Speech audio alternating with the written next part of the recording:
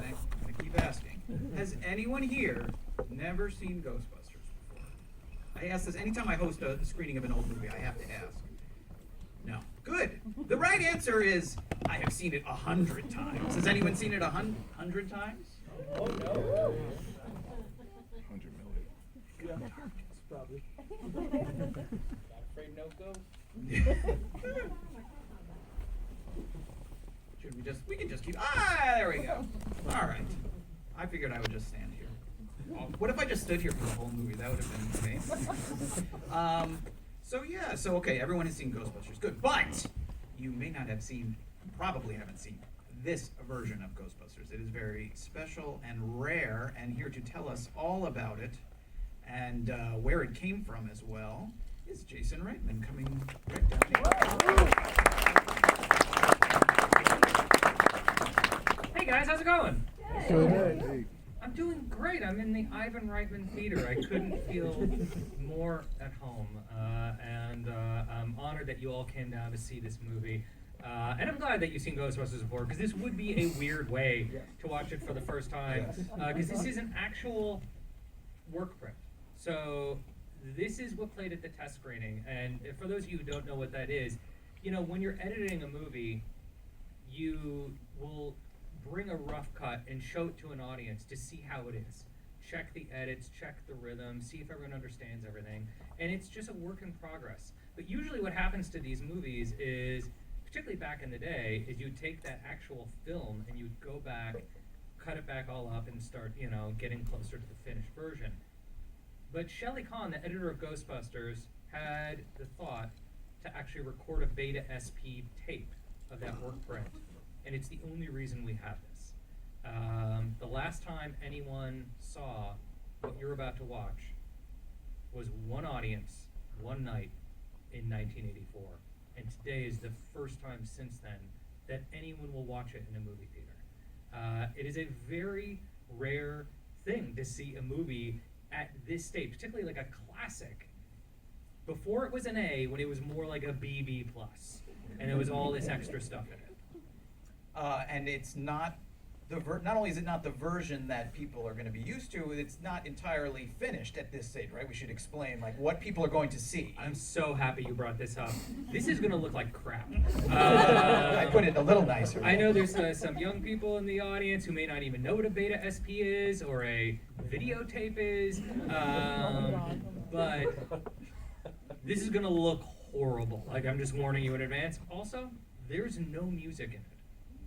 This is before Elmer Bernstein recorded the score. This is before, there's no songs. They hadn't recorded the Ghostbusters song yet. There will be 3 minutes of absolute silence during a montage. I encourage you to sing Cleaning Up the Town, because otherwise it's going to be, all you're going to hear is each other chewing your burgers and pizza. So, but what you will have is alternate takes throughout. This cut happened so quick. They pitched the movie Ghostbusters, and it was in theaters less than a year later.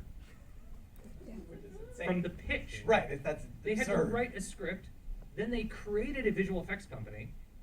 Like, Boss Films was created so that they could make this film. There's no visual effects in what you're about to see. Just drawings. All the gross in this cut are drawn onto the frame. There's only one shot of the Stay Puft. All right? You're going to have to use your imagination and see what it was like to watch this in its roughest form. It's the audience participation cut. They have to sing, Like they have their own effects. 1,000%. Yes. Do we know what, you said it was only shown at on the big screen one time at a test screening. On the Warner Do we- Brothers lot. On the Warner's lot. Do we know how the reaction was to the screening? Apparently a kill. Like, apparently a crush. When they finally got to see Stay Puft for that one shot, they lost their minds. And what's cool is that even in this version, you see why this movie goes on to become a classic. That mix of horror and comedy is already there. The chemistry of all these actors is already there. And what's interesting about this is, as an artist, because I'm sure some of you are filmmakers and artists, you see the ruthlessness it takes with oneself to actually fine-tune something to make it great. Because Bill Murray's always great. Like every take, even is like kind of like, like, they're great. But the ability to look at those performances and go, okay, cut that one line, change that one take, remove that one intro, and then the rhythm will be right. I think as a piece of film archaeology, it's kind of fascinating.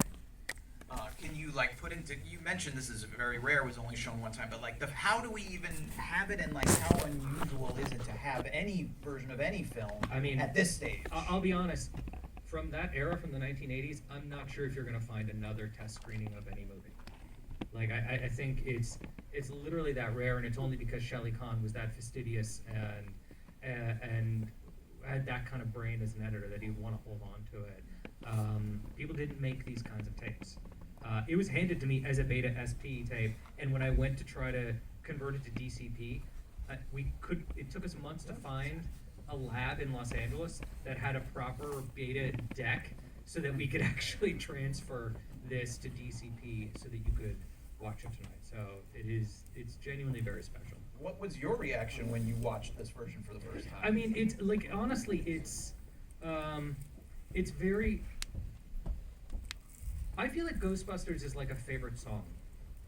On a favorite song, you know the rhythm so well that if one beat was just slightly off or one word was slightly different, you would notice. It's like when you hear the radio safe version of a song and you're like, wait, what?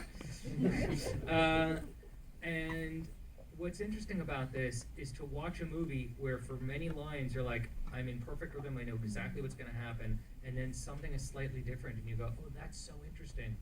Why did they change that take? Why did they get rid of that line? Why did they get to that sooner? And then my storytelling brain starts to go, oh, how did he know that it would work better? And how did he know to move this from here to there? You know, when Peter and Dana are in Dana's apartment building and they lifted those 4 lines of dialogue, why did that suddenly work? That, there's so many moments like that where you're going to go, okay, this is new. Okay, and now we're back into the cut.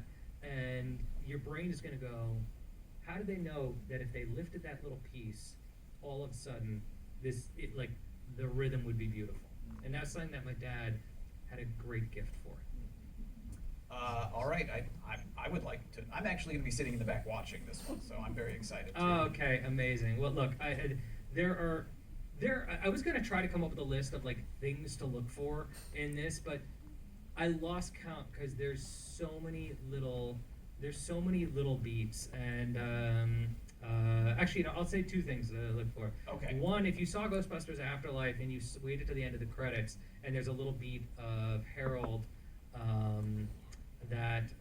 that we put into Ghostbusters Afterlife, you'll see it in its natural place here in the film.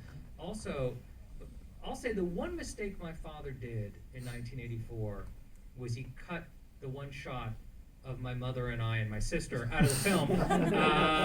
And honestly, until I watched this, I wasn't sure if he ever tried it. And when I saw this guy, I was like, oh, he did actually try to put my family into the film. And it just didn't work. And you know what? He was right. He was better without us. Guys, who are you going to call?